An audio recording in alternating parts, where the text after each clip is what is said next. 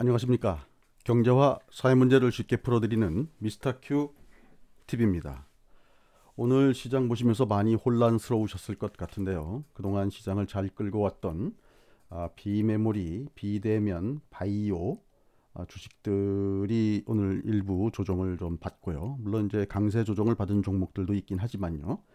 2차 전지 핵심주 쪽은 비교적 아주 강하게, 그러나 이제 종목별로 보면 또 일부 종목들은 고점이 낮아지는 그런 또 모습을 보였었죠. 그래서 이런 주식들이 정말 이번 장이 어디까지 갈지 모르지만 시장을 끝까지 주도하면서 갈지에 대해서 한번 살펴보도록 하겠습니다. 자, 보통 이제 그 포스트 코로나 장세라고들 얘기를 하는데요. 일단 뭐 비메모리, 비대면, 바이오, 2차 전지 등등 요 정도를 이렇게 표현한다고 보면 될 것 같습니다. 오늘 비메모리, 비대면, 바이오 쪽은 일부 조정을 받았죠. ISC도 그렇고요. 또 뭐 SNS텍이라든지 뭐 그 비메모리 관련 주식들이 그동안 또 상승폭이 있었던 것들은 지금 뭐 조정이 좀 일부 나오고 있고요. 뭐 ISC 같은 경우는 뭐 아직 실적이 일단 좋게 나오는 걸로 보여지기 때문에 조정 후에 다시 또 좀 움직일 수 있는 그런 여지는 있지 않을까 그렇게 생각은 하고 있습니다. 그다음에 비대면 관련주로서 네이버나 카카오, 그다음에 결제 관련 주식들도 오늘 일정 부분 조정을 받았는데요. 비교적 이 정도 조정이면 굉장히 강하게 조정을 받은 다고 볼 수가 있겠습니다. 그다음 바이오 쪽도요. 메드팩토, 알테오젠, LNC 바이오를 제가 일단 그 선두 그룹으로 놓고 계속 말씀을 드리고 있는데요. 지금 메드팩토 같은 경우는 한 말씀 드리자면 6월 2일 날 무상 신주가 상장되는 것을 알고 있는데 그럼에도 불구하고 물론 이제 뭐 일정 부분 재료가 있긴 했지만 오늘 장중 하락폭이 또 크다고 보시는 분들은 뭐 그렇게 생각하실 수 있겠으나 뭐 제가 보는 관점에서는 오늘 그렇게 깊지 않았다고 보고 있고요. 그래서 뭐 일단 여기서 조정은 좀 있을 수 있겠지만 한번 좀 더 지켜볼 수 있는 그런 여지가 좀 있다고 봅니다. 알테오젠 같은 경우는 어저께 일부 개인 투자자가 5% 이상 되는 지분을 취득했다고 공시가 나왔었죠. 그 부분도 이따가 한번 좀 언급을 좀 해드리려고 하고요. LNC 바이오 같은 경우는 뭐 그 중국 쪽 노이즈 때문에 좀 그런 노이즈가 좀 가격에 좀 녹여져 있는데 오늘은 뭐 일정 부분 조금 반등을 좀 했습니다. 2차 전지 부분은 그 삼성 SDI라든지 뭐 그 LG화학, SK이노베이션 요 3개 주식들은 일단 그 뭐랄까요? 그 소재 업체들 그동안 상승폭에 비하면 상대적으로 좀 젖어 있고요. 지금 현재 시장을 움직이는 자금들 자체가 덩어리가 크기 때문에 뭐 규모가 작고 큰 주식 가리지 않고 지금 시장을 움직이는 그런 경향이 있습니다. 양극재, 코프로, BM이라든지 음극재에 첨가되는 대주전자재료, 그다음에 천보, 그다음에 전고체 배터리 관련된 또 자회사를 가지고 있는 동화기업도 일단 오늘 최근 들어서 좋은 흐름을 지금 보여주고 있습니다. 자, 우선 좀 시장 한번 좀 점검해 보려고 하는데요. S&P 500 일봉입니다. 지금 말씀드리지만 요때 노란색 선이 지금 그 파생 만기라고 말씀드렸죠. 이 만기를 중심으로 항상 이렇게 움직이는데 지금 보시면 요때도 페드의 긴급 기자회견이 월요일 장 열리기 1시간 반 전에 열렸습니다. 그래서 갭 상승을 하면서 뛰었고요. 항상 이렇게 보면 갭을 만듭니다.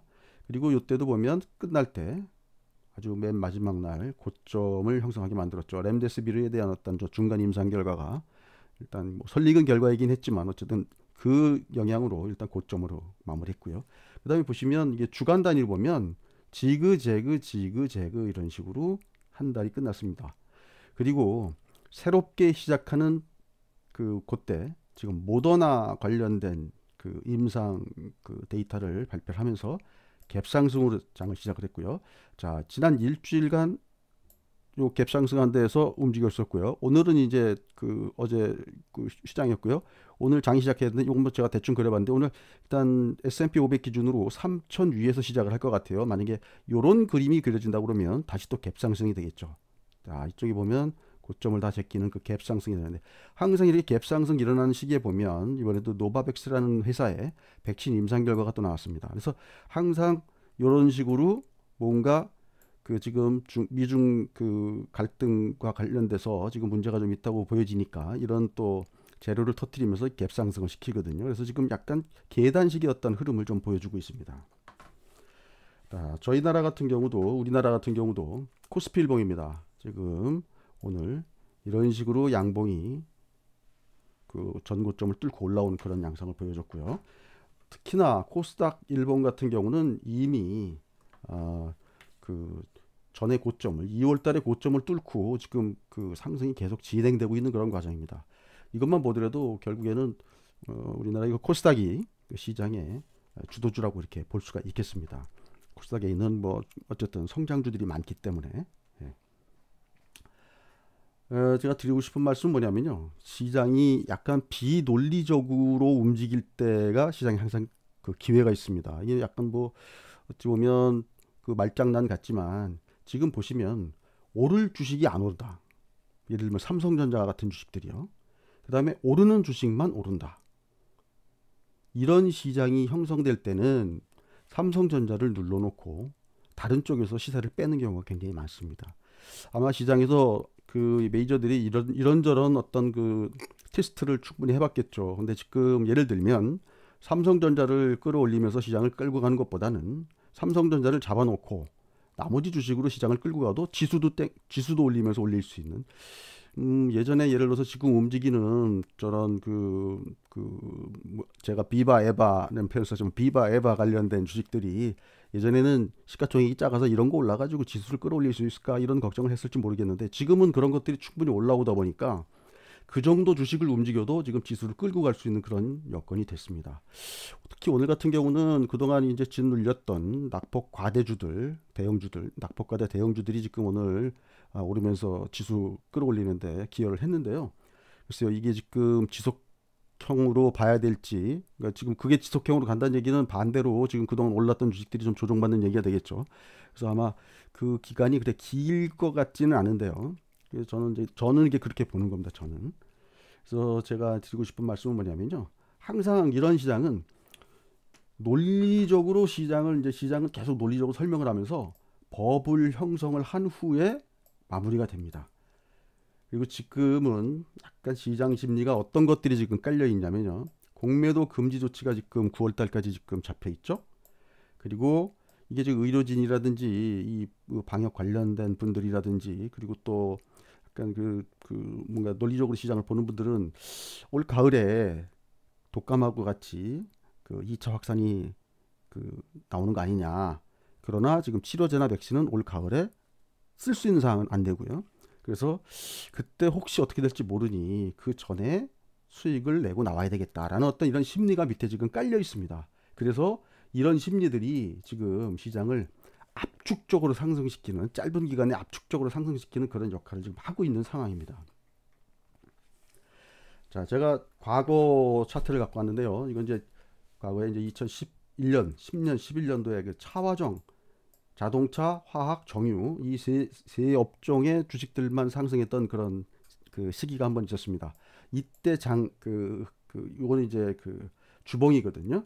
자, 보시면 요건 롯데케미칼이고요. 요건 삼성전자입니다. 보시면 삼성전자를 지금 거의 한 1년 이상 옆으로 박스권으로 잡아놓은 상태에서 지금 보시면 요건 롯데케미칼이거든요. 화학의 대표 주자죠. 얘는 어땠습니까? 같은 시기에 쭉 이런 식으로 상승을 시켰죠. 또 자동차도 마찬가지입니다. 현대차고요.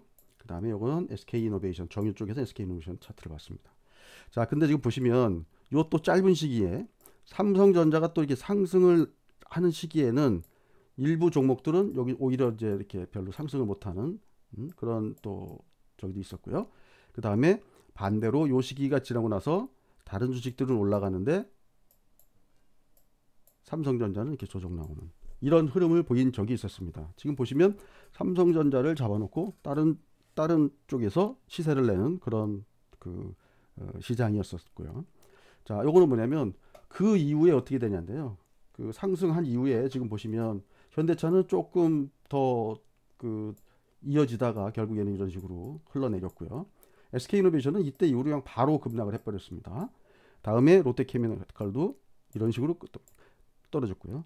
이게 뭐 버블이다 아니다 말들은 맞지만 어쨌든 버블 형성하고 빠졌다고 볼 수가 있습니다. 그러니까 삼성전자는 어쨌든 여기서 조정을 좀 받고요. 그 다음에 또 이런 식으로 지속적으로 지금 현재까지 이런 식으로 시장을 끌고 왔습니다.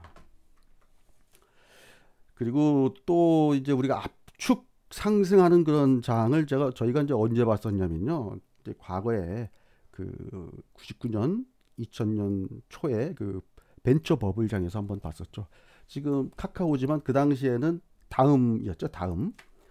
이 당시에 보면 99년 11월 달에 4,900 이거는 다 조정주가기 때문에 이렇게 나옵니다. 4,999원짜리가 요 2달 만에 한 달 두 달이죠. 이게 월봉이니까 2달 만에 17만 2,500원이 갔었습니다. 뭐 저도 이때 이 주식들을 매매를 했지만 정말 짜릿짜릿했습니다.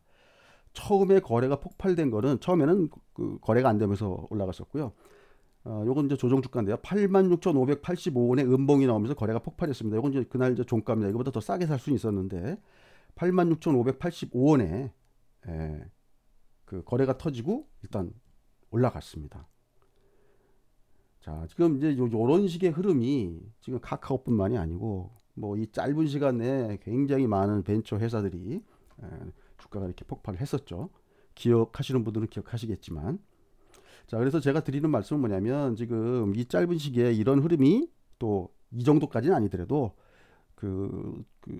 기간이 얼마 남지 않았다 생각되면 이런 또 흐름들이 나올 수 있다는 겁니다. 삼성전자 계속 잡아놓으면서 제가 지난 영상에서 보여드렸던 알테오젠의 한미약품 과거에 라이센스 아웃 7조 원 하던 그 시기에 그때 기억이 난다는 말씀을 드렸고요.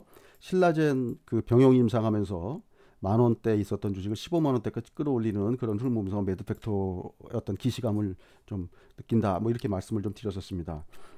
지금 알테오젠 같은 경우가 어저께 공시가 하나 나왔었죠. 지금 보시면 알테오젠 다시 한번 말씀드리면 이번에 한미약품 과거에 라이센싱 아웃 금액을 초과하는 그런 상황이 연출될 가능성이 높다라는 겁니다. 그래서 보시면 제가 미국의 할로자임이 지금 시가총액이 4조 원인데 과연 알테오젠이 4조 원을 넘길 수 있겠느냐 뭐 이런 걱정을 했는데 뭐 지금 이런 걱정을 넘기 위한 논리들은 제가 한번 한번 기회가 되시면 한번 보시고요. 이런 걱정을 했었는데 저하고 비슷한 걱정을 했던 분이 계셨겠죠. 이런 분이 이번에 5% 이상 지분 취득 공시를 냈습니다. 이날 5월 25일 날 3만 주를 20만 357원에 매수하면서 67만 주를 보유하게 되셨고요. 그래서 이분이 지분 5% 이상을 갖게 되셨습니다. 자, 이분 같은 경우도 지금 이 가격대도 만약에 추가적으로 매수를 하셨던 분이라면 이게 4조 원 정도까지 간다고 보면은 이걸 사셨을지 글쎄요. 저는 뭐 그거보다는 훨씬 더 아니면 5% 이상을 지금 사셨다 그러면 거의 뭐 이 회사하고 운명을 같이 하겠다 뭐 이런 생각하고 사시지 않았을까라는 그런 생각은 좀 듭니다. 그래서 이 회사에 대한 어떤 전망을 굉장히 좋게 보고 들어오셨을 거라고 생각되고요. 일부에서 이분이 무슨 어떤 내부 정보나 이런 것 때문에 사지 않았겠느냐 이렇게 말씀하시지만 이 회사는 내부 정보라는 게 의미가 없습니다. 왜냐면 여기 박순재 대표님께서도 결국에는 빅파마들의 라이센싱인이 딜이 지금 성사가 되느냐 안 되느냐 뭐 이게 가장 큰 정보인데 뭐 그 정보는 결국에는 빅파마 애들이 갖고 있는 거죠. 박 대표님 같은 경우는 그 가능성이 높아졌다 뭐 이런 것까지 좀 정보가 많다까지는 얘기가 되겠지만 그분이 결정하는 게 아니기 때문에 어쨌든 우리 지금 형인우 주주님께서는 아마 이런 상황들을 충분히 검토하시고 이분도 이걸 투자업을 하셨던 분이기 때문에 충분히 검토하고 들어오지 않으셨을까 그렇게 판단을 해봅니다. 자, 그래서 이제 과거에 한미약품이 이렇게 짧은 기간 내에 상승했던 그런 그 모양을 한번 보여드렸었고요. 자, 제가 이 시그널과 노이즈에 대해서 한번 말씀을 좀 드렸었죠. 그 홍콩 보안법이나 이런 것들, 미중 갈등 이런 그다음에 이 관련해 가지고 지금 그 위안화 약세 흐름 보이는 것 이런 것들이 어쨌든 시장의 노이즈로 지금 계속 그 작용을 하고 있는데요. 일단 뭐 제가 10시 30분에 홍콩 증시 개장하는 거, 그다음에 10시에 인민은행 환율 고시하는 부분이라든지 이런 거 한번 좀 체크해 보셔야 된다고 얘기했고요. 오늘은 뭐 미국 선물 흐름이 장중에 워낙 좋아가지고 어제 하루 쉬었는데도 오늘 장중 흐름이 워낙 좋아가지고 영향 안 받고 그냥 올라갔습니다. 자, 그래서 마지막으로 지금 그 반복해서 다시 말씀드립니다. 장세 대처법입니다. 지금 저는 어쨌든 지금 가든 주식들이 더 간다고 지금 보고 있습니다. 좀 전에 보여드렸던 그런 것들이죠. 차화정 장세나 이런 장세처럼. 그래서 어쩌면 이번 그 시장이 이번 장세가 강세장이 얼마나 길게 이어질지 모르겠지만 이번 장세 이어질 때까지는 아무래도 지금과 같은 이러한 그 형태의 주식들이 시장을 계속 끌고 가지 않을까 이렇게 예상을 해보고 있습니다. 먼저 번 영상에서 보였지만 예를 들면 바이오 같은 경우도 선발주들이 충분히 시세를 내고 나면 후발주 중에서도 뭐 시간적 여유가 있고 그럴 시장이 의도가 있다 그러면 그 밑에 그 후보주군들을 잘 발굴했다가 그런 주식들을 다시 끌어올리는 그런 작업들이 이루어질 것 같습니다. 하지만 지금 현재는 지금 선발주군들에서 아직 충분히 수익이 전 안 나왔다고 생각하기 때문에 그런 주식들에서 충분히 수익을 내시고 난 후에 좀 보시는 게 어떨까 그렇게 조언을 드리겠습니다.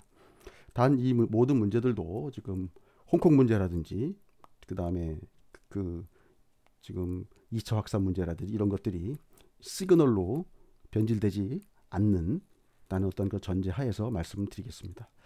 자, 오늘 뭐 영상이 마음에 드셨다면 좋아요 버튼 부탁드리겠습니다. 감사합니다.